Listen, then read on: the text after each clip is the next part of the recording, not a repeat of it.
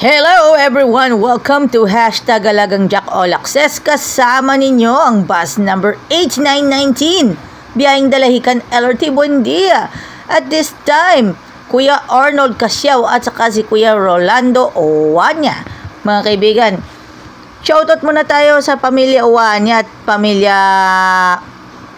Casiao. And of course, Mr. and Mrs. Argel Casiao. And of course, dako naman tayo sa paglapit kay Kristo ang panglaban sa stress with the excerpts sa Kabanata 8 paglago hanggang kay Kristo, and sa part na ito na isang kapaligiran ng biyaya sa pamamagitan ng walang kapantay na kaloob ng kanyang anak.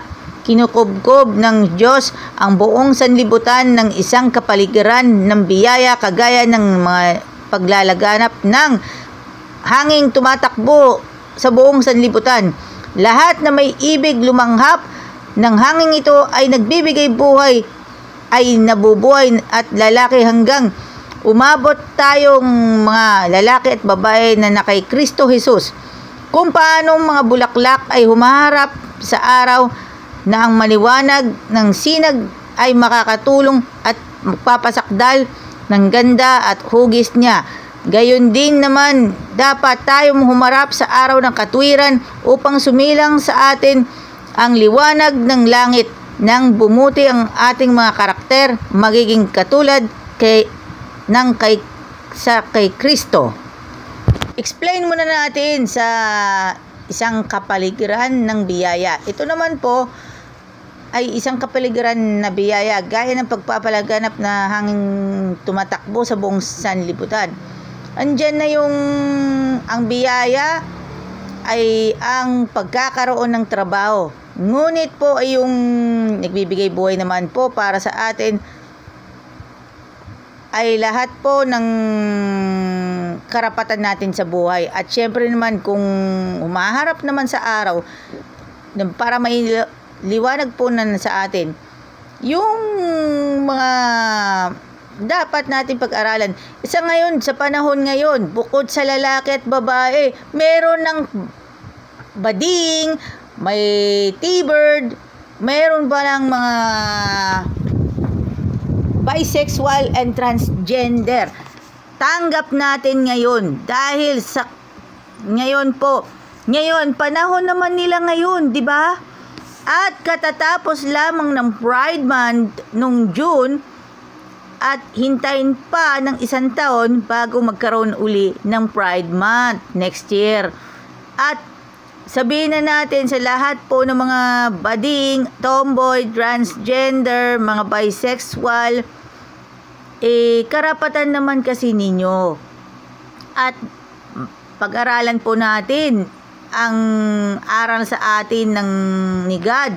At mga kaibigan po, liwanagin na natin na dapat nating suriin. At sa mga lahat ng mga LGBTQIA people, mabuhay po kayong lahat. At tayo po ay naging saklaw ng pakikiisa at saklaw din ng mundo. At ito po ay ating presentation sa Hashtag Alagang Jack All Access. Tampok ang Jackliner Bus 8919. Maraming salamat sa inyong lahat and God bless. Sa lahat ng passengers, 24/7, tuloy pa rin ang biyahe. Sa lahat ng aplikante, conductor, driver, tuloy-tuloy pa rin yan. Ingat guys sa biyahe, mga drivers. Thanks.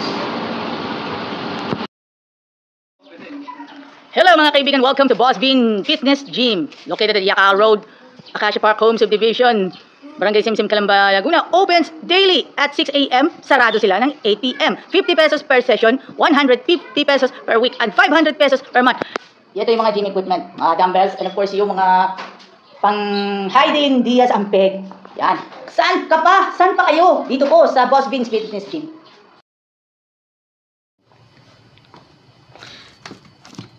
Sapatos, jersey, yung bang hanap ninyo? Tara, let's dito na po sa G-Kicks. Marami ka nang mapipilian ng mga sapatos, jersey, at medyas. At syempre yung gamit pang basketball. Saan ka pa mahahanap niyan? Saan ka pa hahanap? Dito na! Bili na kayo dito sa GKicks. GKicks sa San Pablo City, Crossing Calamba, FPIP, Santo Tomas, Batangas, and San Juan, Batangas, and Lipa City, Batangas. Bili na kayo ng inyong mga gusto dito sa GKicks.